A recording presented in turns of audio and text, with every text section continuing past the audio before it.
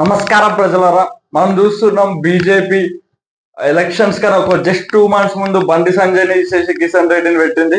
అది ఎందుకు పెట్టిందో కూడా మీ అందరు తెలుసు. బేసిక్ గా బండి సంజయ్ ఉంటే ఇంకొక 2-3 సీట్లు బీజేపీకి ఎక్కువ వస్తుండే, ఓ 10-15 సీట్లు బీఆర్ఎస్ కోల్పోతుండే. కాబట్టి బండి సంజయ్ తీసేసారు పాపం. దేనికి పనికి మాలిన దేనికి కూడా పనికిరాని కిషన్ రెడ్డిని తీసుకొచ్చి బీజేపీ ప్రెసిడెంట్ గా పెడితే ఆయన కేసీఆర్ కి బీజేపీ పార్టీని అమ్మేసిండు. ఆల్మోస్ట్ అంటే అమ్మేసుడు ఏం లేదు, ఎప్పటి నుంచో వాళ్ళంతా మ్యూచువల్ అండర్స్టాండ్ ఉంది కాబట్టి. సో ఇప్పుడు ఏమైతుంది, మళ్ళీ they are repeating the same thing. బీజేపీకి ఇప్పుడున్నంత అడ్వాంటేజ్ ఫ్యూచర్ లో ఎప్పుడు రాదు తెలంగాణలో. ఇప్పుడు బీజేపీకి ఒక స్ట్రాంగ్ అపోజిషన్ గా, కాంగ్రెస్ పార్టీకి అపోజిషన్ గా ఏర్పడే అవకాశం ఉంది. బట్ అది చేయదు బీజేపీ, ఎందుకంటే మ్యూచువల్ అండర్స్టాండ్ ఉంటుంది. ఈవెన్ మోడీ అయినా, అమిత్ షా అయినా, they will all see for future of BRS party future గురించి ఆలోచించి వాళ్ళు ఇక్కడ ప్రెసిడెంట్ ని డీలే చేసుకుంటూ వస్తారు.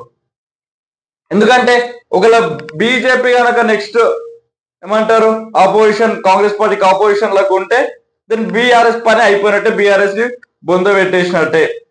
సో బీఆర్ఎస్ ని బొంద పెట్టేస్తే మోడీకి వచ్చే సపోర్ట్ రాదు. కాబట్టి ఆ మాటలు మంతనాలు అన్ని జరిగినాకనే ఇది ఇంత డిలే అయితే వస్తుంది. మీరు చూసిర్రు, బీజేపీకి సపోర్ట్ చేయడానికి ఎమ్మెల్సీ ఎలక్షన్స్ లో బీఆర్ఎస్ క్యాండిడేట్ ని కూడా పెట్టలేదు.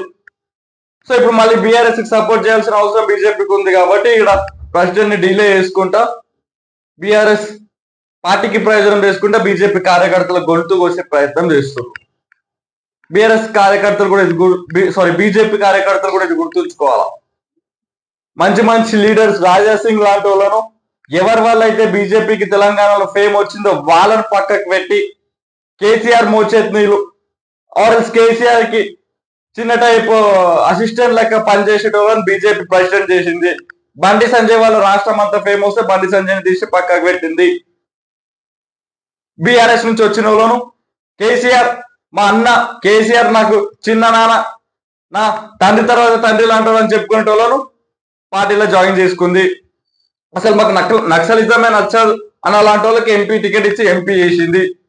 సో ఇట్లా overall BRS BJP love story నడుస్తున్నంత కాలం బీజేపీ కార్యకర్తలు గుర్తుంచుకోవాల్సిన విషయం ఏంటంటే బీఆర్ఎస్ ప్రయోజనం కోసం ఈరోజు మీ పార్టీ పనిచేస్తుంది.